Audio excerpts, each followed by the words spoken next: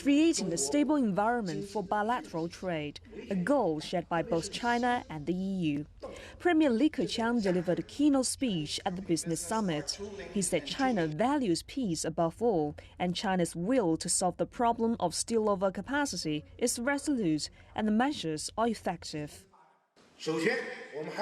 First of all, we need to have peace and stability. Peace is the basis for development. There are a lot of instabilities and conflicts around the world.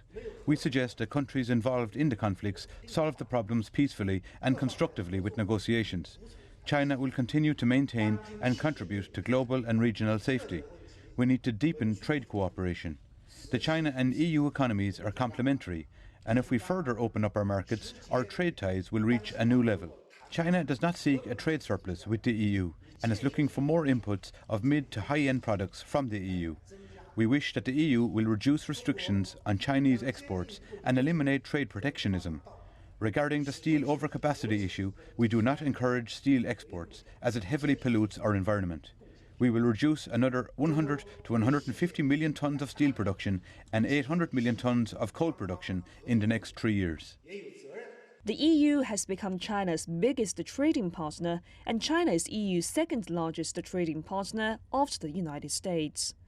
Both the European side urged Beijing to speed up reform and give European companies the same kind of market access that Chinese companies enjoy in Europe. We all know that reform is never easy. Reform asks for patience and determination.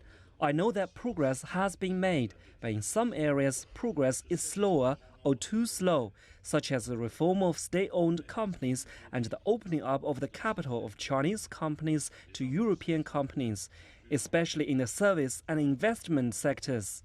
Li Keqiang said that China does not use subsidies to give its industries a competitive edge, and he urged the EU to eliminate protectionism and emphasize the importance of opening up on both sides to increase bilateral investment.